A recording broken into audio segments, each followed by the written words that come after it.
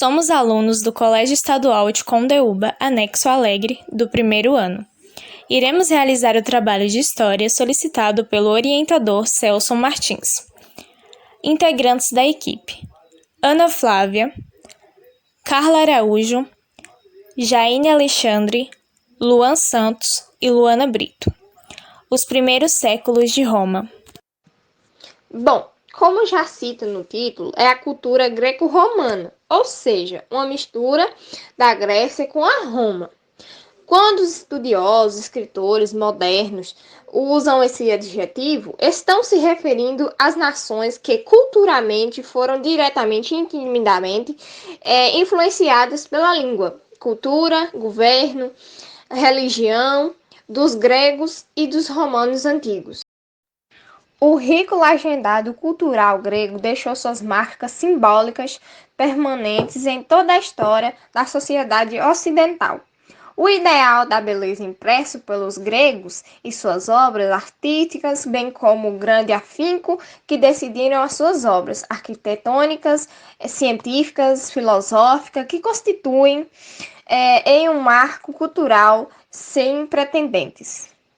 Alguns de muitos exemplos de arte greco-romana são, por exemplo, o pintor Zeuxis, relatando em suas pinturas a cena de Ilíada e Odisseia. Também falamos sobre Fórmulus, escultor romano, autor dos murais da Casa Dourada do Império Nero. Declínio da República. Em meados do século II a.C., as conquistas territoriais transformaram a Roma em uma cidade muito rica e efervescente. Na cidade de Roma circulavam pessoas e produtos oriundos de diversas regiões, o que acabou contribuindo para modificar a realidade social e política vigente na República Romana. Com a expansão das atividades comerciais, algumas famílias plebeias elas enriqueceram e constituíram um novo grupo social, a nobreza, cujos membros, os nobres, começaram a ocupar cargos na magistratura e a influenciar toda a sociedade. A ascensão dos setores da plebe coincidiu com a perda de poder dos patrícios. Eles acabaram sendo enfraquecidos por ser um grupo muito fechado. Na imagem ao lado, nós vemos um relevo criado entre os séculos II e III com representação de um comerciante de vinhos em sua loja. Os nobres, para eles conquistarem o apoio dos plebeus mais pobres, que tinham direito a voto nas assembleias, eles começaram a distribuir esmolas e alimentos, como por exemplo o trigo, e eles começaram a organizar festas e espetáculos públicos. E assim surgiram, por exemplo, as lutas de gladiadores, que começaram a alcançar grandes sucessos nos séculos seguintes, durante o período imperial, e essa estratégia ela contribuiu para que a nobreza controlasse o Senado e os principais cargos da magistratura. E aí, essa estratégia, ela mais tarde seria conhecida como política do pão e circo. A luta dos gladiadores lá na Roma ela fez muito sucesso, era uma atividade muito atrativa para o grande público. Os combatentes se enfrentavam na arena e a luta só terminava quando um deles morria, ficava desarmado ou sem poder combater. Nessa imagem nós vemos a representação das vitórias de um gladiador em várias lutas. E agora nós temos imagem de algumas lutas dos gladiadores. Outro grupo que surgiu nessa época foi os cavaleiros, que era composto basicamente de indivíduos ricos que se dedicavam ao comércio e às atividades públicas, como cobrança de impostos e a coordenação de grandes obras.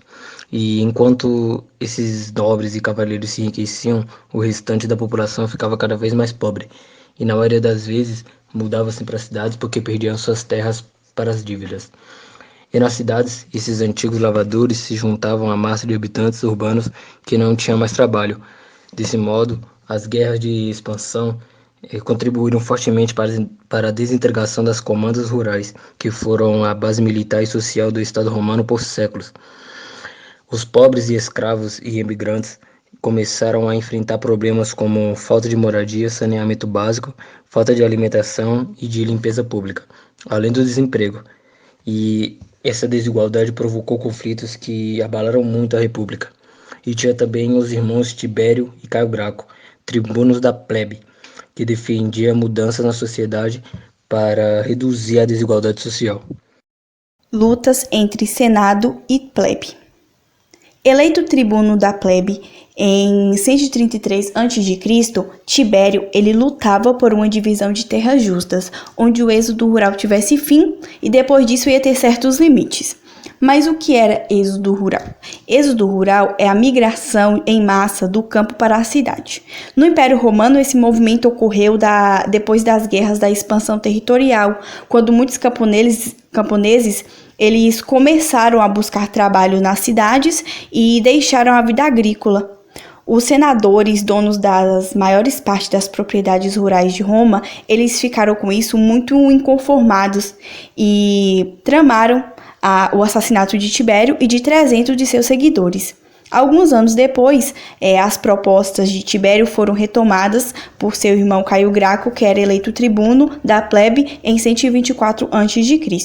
E com base no modelo da democracia ateniense, Caio propôs que as principais decisões da República iam ser transferidas do Senado para uma Assembleia Popular. E também ele defendia que aquelas terras públicas fossem divididas e distribuídas entre os mais pobres.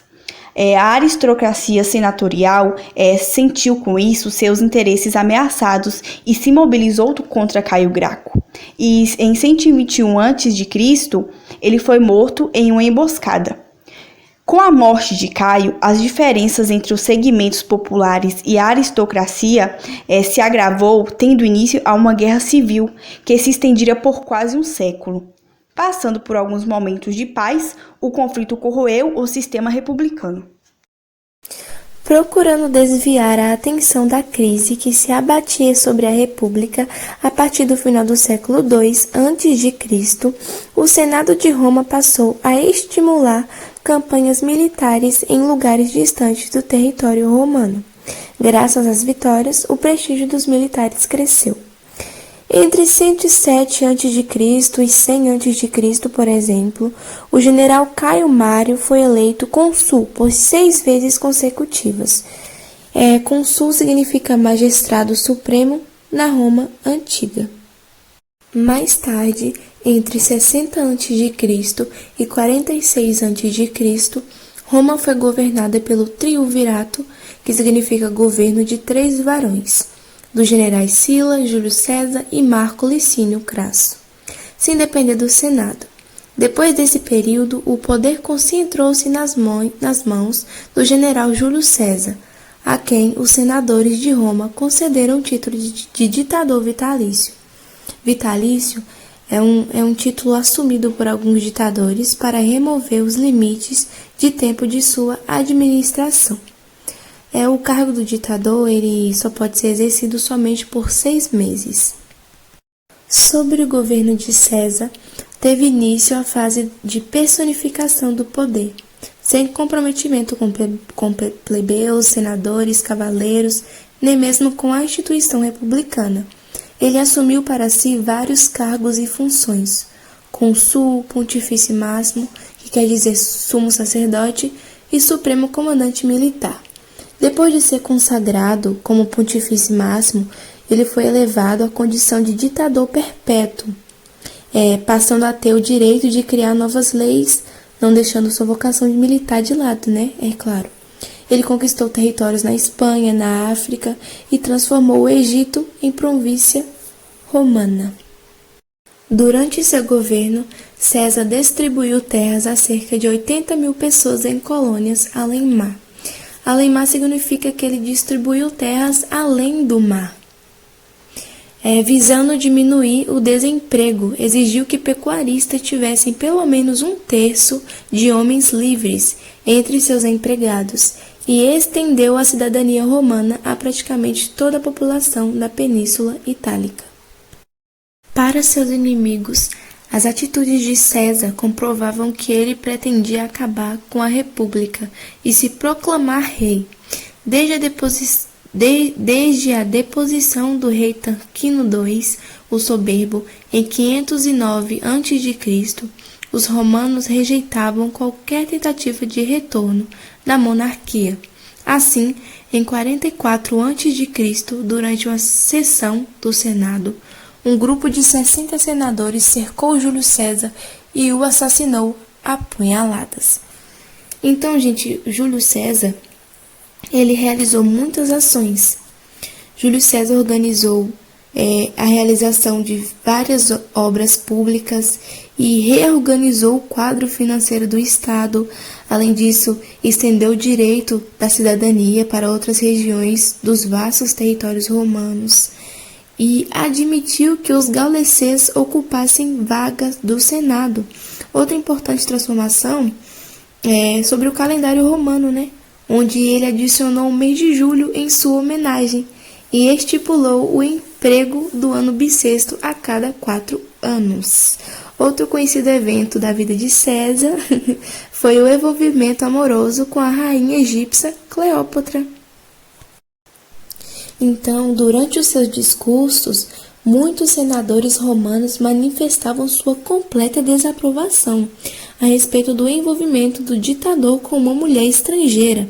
Em pouco tempo, a insatisfação dos senadores foi responsável pela organização de um complô, que deu ao fim ao governo de Júlio César, no ano de 44 a.C., sob o comando de Brutus e Cássio, que foi um grupo de senadores que assassinou o ditador. Após a morte de César, Roma passou a ser governada por um novo triunvirato, dessa vez formada pelo cônsul Marco Antônio, o general Lepido e o sobrinho e o filho adotivo de Júlio César, Caio Otávio. As divergências entre eles, contudo, transformaram o território romano em palco de guerra, que só terminou em 27 a.C., quando Caio Otávio se tornou senhor absoluto de Roma, dando início a um dos maiores impérios já visto. Então, os responsáveis pelo assassinato de Júlio César, eles não conseguiram chegar ao poder. O general Marco Antônio, que foi um fiel amigo ao ditador, perseguiu cada um deles que participaram do golpe político. Além disso, por influência do estadista e filósofo Cícero, os membros do Senado eles decidiram entregar o controle de Roma para Caio Otávio, que afinal era o filho adotivo de Júlio César.